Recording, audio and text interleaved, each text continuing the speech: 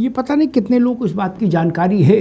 कई बार राजनीतिक बहस केवल नारेबाजी में तब्दील हो जाती है, उसमें सब्सटेंस कम होता है। नेताजी बोलते हैं, उनको तुकबंदी ज़्यादा करते हैं। जैसे आजकल मंची कवियों का हाल है, तुकबंदी चुटकुला मिला के कविता कर देते, वैसे नेता हैं।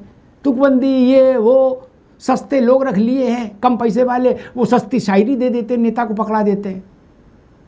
बिल्कुल थुकई तुकबंदी, नेता भी खुश और ठीक है।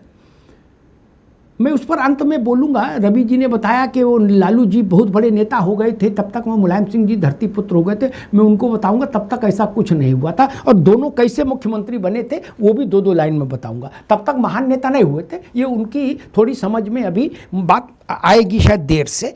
तब तक ऐसा कोई काम नहीं किया था ना लालू यादव ने मुलायम सिंह ने कि वो महान नेताओं की श्रेणी में आ गए थे ना। वो दिल्ली के बड़े लोगों के गुटबंदी में कौन किसके साथ सेट हो गया, वैसे मुख्यमंत्री बना। चंद्रशेखर, देवीलाल, विश्वनाथ प्रताप, इन तीन के खेला में जिसका जहां दांव लग गया उसने अपने चेले को मुख्यमंत्री बनवा दिया। हमको बता रहे हो वो विक्रमादित्य हो गए थे मुख्यमंत्री बनने के बाद। गजब बात है भाई, उसका चेले थे, चेले। देवीलाल ने क्या कहा था कि इसको तो कपड़ा हमने बनवाया पहली बार, और आप बता रहे हो वो बड़े नेता हो गए थे। वीपी सिंह ने अपना सारा वजन अजीत सिंह के साथ रखा था। मुलायम सिंह कहां बड़े नेता थे भाई? किसने कह दिया था बड़े नेता थे? ना लालू यादव थे। लालू यादव अपने मैंडेट पर जीत के मुख्यमंत्री नहीं बने, रवि जी को यही नहीं पता। लालू यादव के नाम पर चुनाव थोड़ी ना हुआ था जब लालू मुख्यमंत्री बने, ना मुलायम सिंह के नाम पर चुनाव हुआ था जब मुलायम सिंह मुख्यमंत्री बने। अब वो कह रहे कि वो लोग महान हो गए थे, अग्निहोत्री जी ने बताया नहीं, महान नहीं हुए थे मेरे भाई। ऐसे भी तेज न भागो यार। उस वक्त उनके गुरुओं ने चेलों को मुख्यमंत्री बनवाया। फिर रिपीट कर रहा हूं, गुरुओं ने चेलों को मुख्यमंत्री बनाया। ठीक, कोई चेला अपनी पहचान नहीं थी, इसलिए इन सब चक्करों में ना पड़ो। चंद्रशेखर रघुनाथ झा को बनाना चाहते थे और वीपी सिंह रामचंद्र दास को बनाना चाहते थे। देवीलाल ने लालू पे हाथ रख दिया, बोले जा बेटा हम बैठे हैं। ऐसे इसलिए ना बताओ कि लालू तब कोई कर्पूरी ठाकुर हो गए थे, ना ऐसा नहीं। ये तरीके ने। नीतीश जी, फिर हम वहीं आते हैं। झारखंड में लाठी चले या लाठी दिल्ली में चले, उसकी निंदा, उसकी आलोचना एक ही स्वर में होनी चाहिए या पॉलिटिकल कॉम्बिनेशंस के कारण अलग अलग स्वर में निंदा होनी चाहिए? नीतीश जी? बिल्कुल ऐसा नहीं है। इस दोनों प्रकरण में आप देखेंगे आम आदमी पार्टी की झारखंड यूनिट आज युवाओं के साथ है।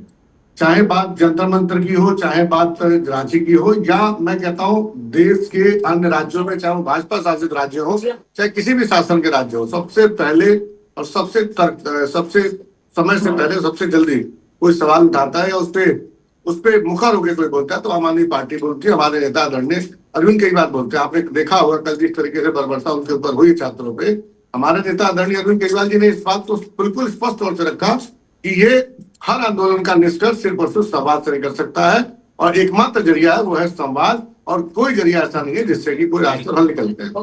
मैं आपके बहुत देर से दो तीन बातें सुन रहा था, उसमें मैंने देखा कि मुलायम सिंह यादव जी की भी बात हुई, इंदिरा गांधी जी की भी बात हुई। मैं एक दो चीजें चाहता हूं कि बड़ी स्पष्ट हो जाए आपके माध्यम से। इंदिरा गांधी जी की आपने बताया कि वो कभी सदन में सबसे कम समय जाती थी, ऐसे तो रिकॉर्ड मुझे लगता है कि आपको करनी चाहिए। सबसे कम जाती। मेरी जानकारी में ऐसे रिकॉर्ड, क्योंकि मैंने भी एनालिसिस किया, आपकी बात सुन रहा था, तो मुझे ऐसे रिकॉर्ड नहीं मिले। आपको सार्वजनिक करना चाहिए, फैक्ट रखना चाहिए जनता के सामने। अगर कोई तरीके का फैक्ट है तो एक तो मैं आपसे आग्रह करता हूँ।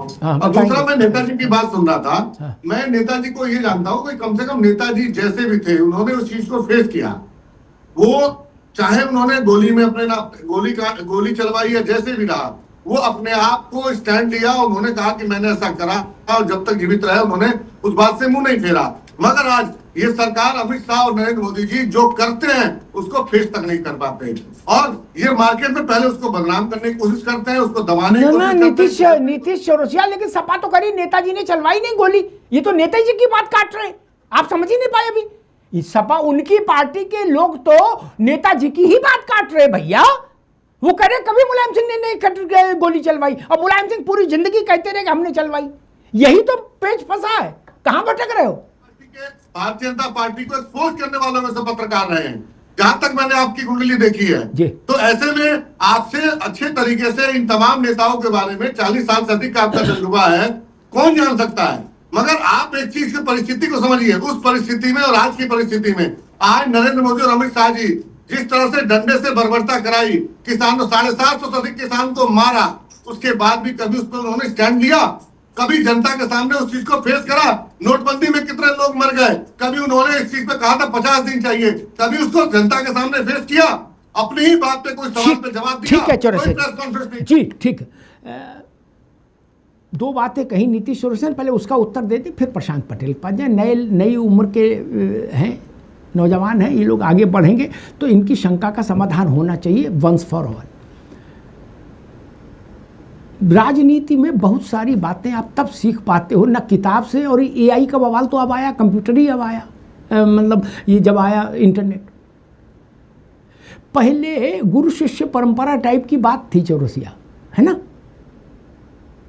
पता लगता था कि भीष्म नारायण सिंह के साथ में 20 बार बैठा 2-2 घंटे, तो पता लगा उस जमाने की बातें समझ में आई कि चरण सिंह को पहला गुलदस्ता लेके भीष्म बाबू गए थे जब जनता पार्टी टूटी और चरण सिंह इधर आए। कैसे, क्या वो किताब में नहीं मिलते बच्चा के किस्से, और ना उनका कोई डाटा मिलता है, क्योंकि एआई तो थी नहीं, मेटा आंकड़ा दो ना।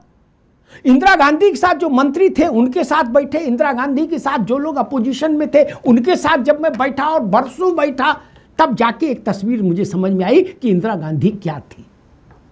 आप समझ रहे ना, इतना सहज नहीं है, कोई कल्प शासनी थोड़ी ना है कि कान बता जाएगी। उसके लिए प्राण होमना पड़ता है बाबू। अब तो कुछ काम मेहनत रही नहीं, मेटा से सब कर लोगे, तब तो मेटा नहीं था, तो प्राण लगाना पड़ता था, प्राण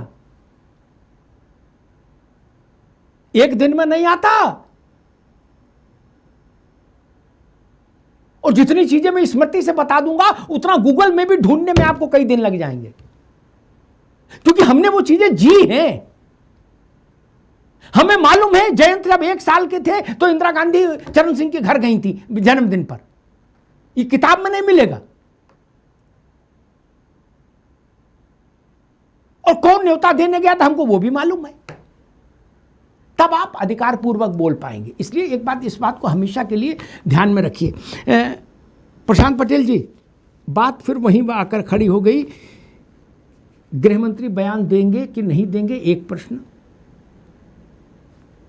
दूसरा जो राहुल जी कह रहे हैं कि हमें बयान नहीं चाहिए, प्रियंका जी कह रही हैं बयान चाहिए।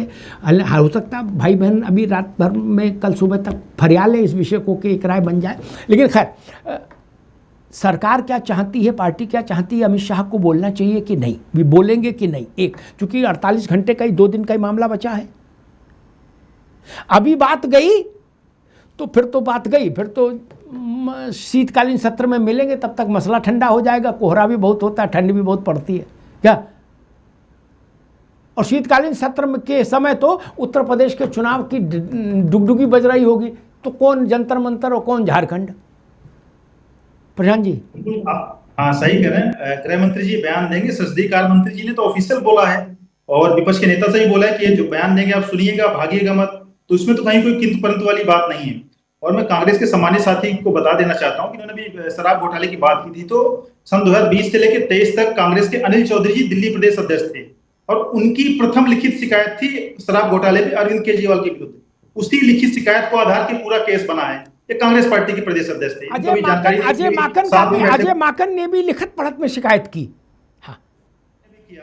और अभी पंजाब में भी पेपर लीक के विरुद्ध प्रोटेस्ट चल रहा है आम आदमी सरकार के केस। कांग्रेस वहां सीएम भगवंत मान का इस्तीफा मांग रही है। अभी आम आदमी पार्टी के साथ ही बड़ी बड़ी बातें कर रहे हैं, फार्मासिस्ट ऑफिसर का पेपर लीक हो रहा है।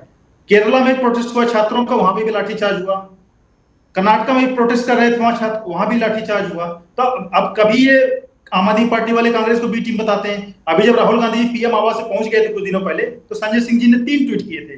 संजय सिंह ने तो राहुल गांधी को ही बता दिया भाजपा का बी टीम, कि देखो हमारा प्रोटेस्ट वहां जंतर मंतर में चल रहा है, राहुल गांधी जी डाइवर्ट करने वहां चले गए और दोनों की आपस में युद्धम युद्ध हो गए। यहाँ दोनों साथ बैठे, पंजाब में दोनों एक दूसरे के दुश्मन बने हुए, तो ऐसे नहीं चलेगा। आपको करना है, आलोचना करनी तो दोनों जगह करिए। आप ऐसे थोड़ा चलेंगे प्रयागराज में करेंगे और झारखंड में नहीं करेंगे। झारखंड में आप किंतु परंतु कर रहे हैं। राहुल गांधी जी ट्वीट करते हैं, ट्वीट करने के बाद ही जो है लाठीचार्ज हो गया है। इसका क्या मतलब कहा जाए कि राहुल गांधी ने कल दिखाने के लिए ट्वीट किया कि लाठीचार्ज नहीं होना चाहिए, और उसके आधे घंटे वो लाठीचार्ज हो गया। मतलब राहुल गांधी जी ने हेमंत सोरेन को फोन कर दिया, जिस तरीके से आप आरोप लगा रहे हो, तो उसका तो लॉजिक यही मिलेगा। और वाकई में जिस तरीके से आप धर्मेंद्र प्रधान का इस्तीफा मांग रहे थे, तो वहां हेमंत सोरेन का इस्तीफा क्यों नहीं मांगते? जेपीएससी तो कार्मिक विभाग कराता है, वहां का मुख्यमंत्री के अधीन विषय, वहां तो शिक्षा मंत्री का भी विषय नहीं है। आप वहां हेमंत सोरेन का इस्तीफा क्यों नहीं मांगते? अगर ये धर्मेंद्र प्रधान जी ने तो एक एग्जाम्पल सेट कर दिया है कि अगर आप चलिए वो जिम्मेदार नहीं थे, फिर भी उन्होंने अपनी जिम्मेदारी ली। वहां भगवंत मान क्यों नहीं जिम्मेदारी लेते हैं? वहां हरजोत बैस ले लें जो वहां शिक्षा मंत्री हैं, यहाँ पे क्यों नहीं जिम्मेदारी लेते हेमंत सोरेन जी? लेकिन बात यह है, अब वहां पे तो इतना गड़बड़ झाला है वहां पे कि जो उनके महासचिव हैं पार्टी के, उनकी पत्नी जेपीएससी में मेंबर थी, अनीता भट्टाचार्य, उनके पति जो सबसे झारखंड मुक्ति मोर्चा के सबसे पावरफुल महामंत्री नंबर 2 है। तो अब तो सीधा सीधा उस पर जो है तार हेमंत सोरेन पर मिलते हैं। तो कांग्रेस के लोग वहां क्यों नहीं मांगते इस्तीफा उनका? ठीक बात है।